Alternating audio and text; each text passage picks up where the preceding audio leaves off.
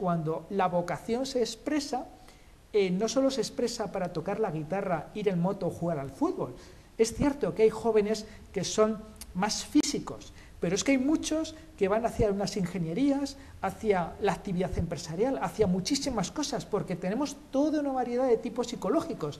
Entonces lo que tenemos que hacer no es obligar a que todo el mundo sea ingeniero o a darles una formación hiperintelectual, sino dejar que cada uno saque lo que lleva. Y la escuela tiene que dar formación a todos los tipos temperamentales, porque el que tiene cualidades sociales o artísticas no soporta las matemáticas, le destroza el cerebro. Entonces, exigir un rendimiento óptimo en matemáticas a los 8 años puede destrozar la mente y la psique de muchos niños. Y a esos que tienen un temperamento más artístico, más social, hay que dejarles que sigan avanzando sin esa presión en las matemáticas, que luego, más adelante, se puede retomar cuando el cerebro ya está preparado. ¿Y en el caso de los emprendedores, tienen más fácil conocer su verdadera vocación o su talento, o es más complicado? ¿Tienen alguna cualidad innata que les permita...? El emprendedor nato ya sabe lo que quiere. Es decir, de niño ya sabe lo que quiere. Yo quiero ser bombero, yo quiero ser astronauta, yo quiero ser médico, yo quiero ser profesora, yo quiero, ya lo sabe. Entonces lo único que hay que hacer es dejarles que pasen, no ponerles obstrucciones en el camino.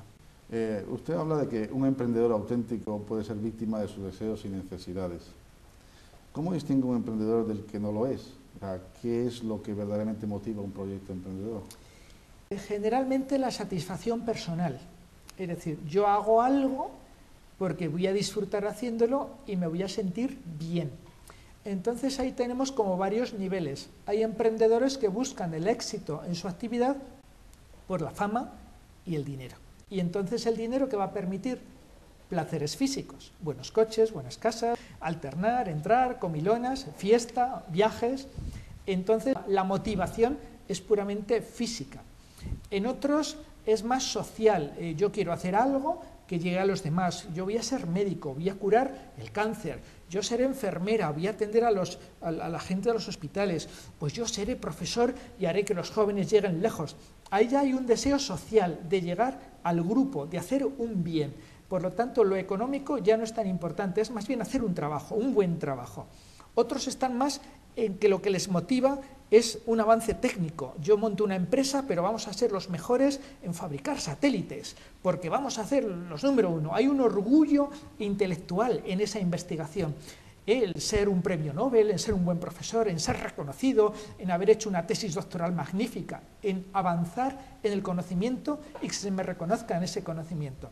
Y en otros es el éxito, ser el número uno en lo que sea, vender cacahuetes, facturación, da igual, porque lo importante es que yo me siento importante porque he logrado algo fantástico. Y detrás de todo eso, lo que hay es una necesidad de satisfacer el qué, los aspectos primordiales de la psicología de ese individuo. Y ahí tenemos personas de distintos estados psicológicos y cada uno busca lo que le llena. Usted comenta que el talento se desperdicia en este país, y yo diría que también no solamente el talento, sino también que tampoco se valora dicho talento, ¿no? ¿Pero por qué? ¿Tendrá algo que ver que hayamos creado una sociedad, por ejemplo, con un sistema público que en vez de estimular ese espíritu creativo lo que hace es aniquilarlo? Efectivamente, y yo creo que aquí tendríamos que hablar de la psicología cercenadora del pensamiento funcionarial. Es decir, necesitamos ver la realidad con un espíritu empresarial, de acción, de emprendizaje. Yo tengo una hija superdotada, ha hecho 3 carreras y es una figura. Ha hecho ballet, ha hecho música, toca el violín, toca el piano, compone música, hace música para bandas sonoras, ha hecho 3 años de arte dramático, escribe novelas, es directora de cine y se ha autodiseñado su página web. Sabe idiomas, bueno, sorprendente, y tiene 23 años, es absolutamente sorprendente. Entonces yo la experiencia que tuve cuando era pequeña y viendo su potencial, yo me fui a la delegación del Ministerio de Educación para plantearles algo que me permitiera que esta niña pudiera cursar sus cursos académicos normales, pero de una manera que pudiera a su vez hacer música y otras actividades. ¿Por qué? Porque su vocación se estaba mustiando dentro del sistema educativo estándar. La respuesta fue que lo importante era acabar el currículum académico hasta los 18 años y que después hiciera su música, o lo que fuera. Con ese enfoque de pensamiento funcionarial ya estamos muertos, por definición. En Estados Unidos, al revés, se potencia a esos niños, se ayuda económicamente a los padres, las universidades les dan becas, hay fundaciones, es un orgullo para una universidad tener un niño superdotado, se les facilita lo que sea. Aquí no es, aquí si eres especial te vamos a hundir. O sea, usted lo que está diciendo es que se está anulando ese poder interior que tienen las personas, ¿no? La capacidad de acción. Sí, y en Madrid, por ejemplo, la Comunidad de Madrid, que dirige Esperanza Aguirre, el Partido Popular, ha propuesto la idea de hacer institutos que busquen la excelencia, un poquito seleccionar al alumnado y darles un trato un poquito más especial, más estimulante, pues ha sido multicriticada. Entonces tenemos un concepto de que el joven superdotado, el niño especial, tiene que estar dentro del colectivo para no discriminar a los demás. Pero es que no se trata de discriminar a los demás se recibirán lo que tengan que recibir, pero el especial tiene que ser ayudado, porque de ese talento y de esas innovaciones que los muchachos más inteligentes nos pueden aportar, está el futuro, es el semillero para el futuro. Entonces, si no les ayudamos, no tenemos futuro. ¿Qué hacemos con los niños superdotados? Obligarles a ir al sistema presencial educativo. No se valora la educación en casa, un tema importantísimo. Yo a mis hijas las desescolaricé cuando vi que estaban sufriendo mucho maltrato psicológico, las matriculé en un instituto americano y estudiaron gran parte de su bachillerato a distancia. Muy importante, esos estudios se convalidaron y aprobaron los exámenes de la selectividad, la PAU, las pruebas de acceso a la universidad, perfectamente, han estudiado en universidades privadas y no hay ningún problema. Y están destacando en todo lo que hacen.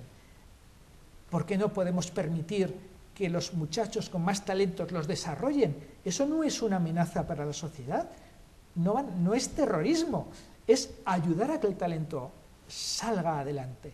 ¿Por qué no hacemos institutos especiales con horarios distintos para que vayan a esos institutos los jóvenes talentosos y que puedan desarrollar sus habilidades con una manera de estudiar distinta? ¿Y cuál es esa? Además, con la falta que hacen realmente gente con talento que pueda dirigir y líderes que puedan dirigir este país, pero con criterios totalmente distintos a la mediocridad que se está viendo últimamente, ¿no? Y la pregunta clave es, ¿por qué no se hace esto? Por miedo. Por miedo de los intelectuales, por miedo de la sociedad, es por miedo. Y porque no toleramos que otros sean mejores a nosotros. Hay una envidia subconsciente.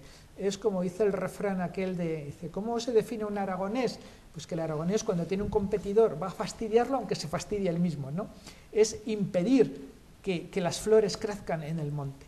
Y lo que tenemos es que pensar que estamos viviendo una crisis muy difícil y que todo talento es poco y que tenemos que potenciarlo al máximo, pues como por ejemplo se hizo en Japón después de la Segunda Guerra Mundial.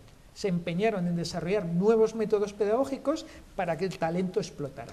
Usted ha dado un dato importante que, por lo menos para mí, desde mi punto de vista, es sumamente importante, y es que afirma que una minoría de personas es capaz de pensar por sí misma, mientras que el resto no es capaz de pensar por sí misma. Es decir, solamente hay unos pocos genios, como dice usted, un buen grupo piensa de forma original y además por sí mismo, mientras que el resto de la población apenas puede pensar o razonar con claridad, aceptando solo lo que dicen los líderes y dirigentes o que lo que les dicen y afirman en los medios de comunicación. Pensamiento gregario. Pues eso es un hecho incontestable. Es que el ser humano no es igual.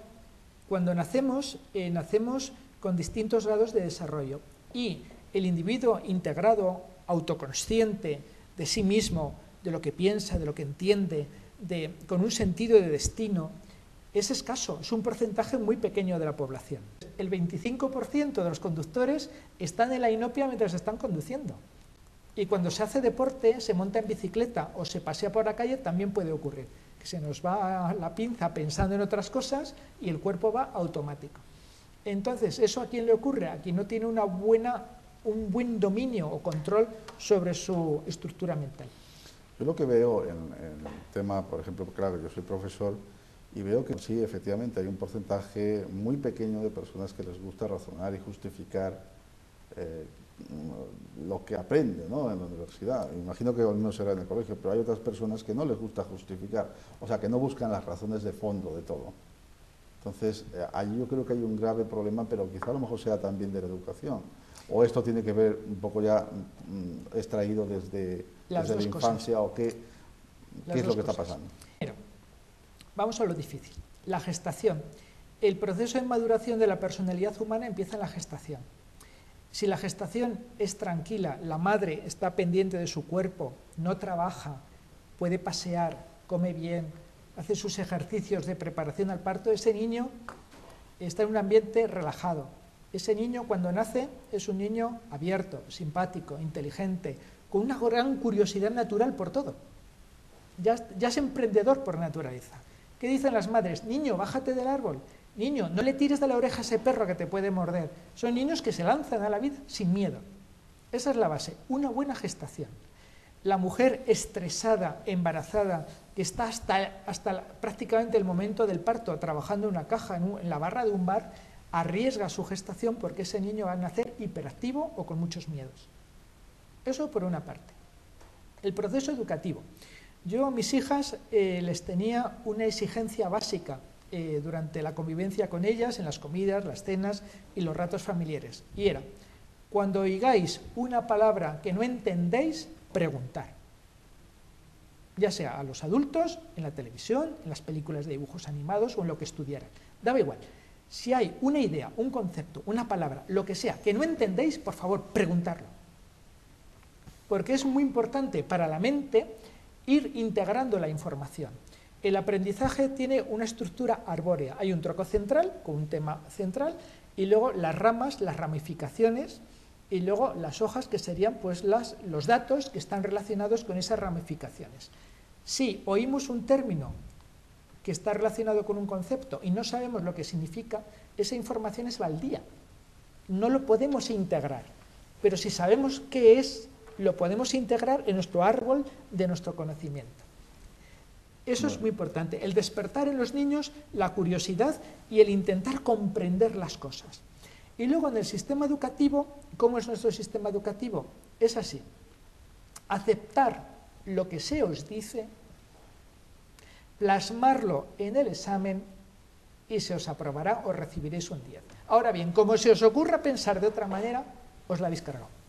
Una de mis hijas hizo un trabajo para el instituto donde cuestionaba la teoría de la evolución de Darwin.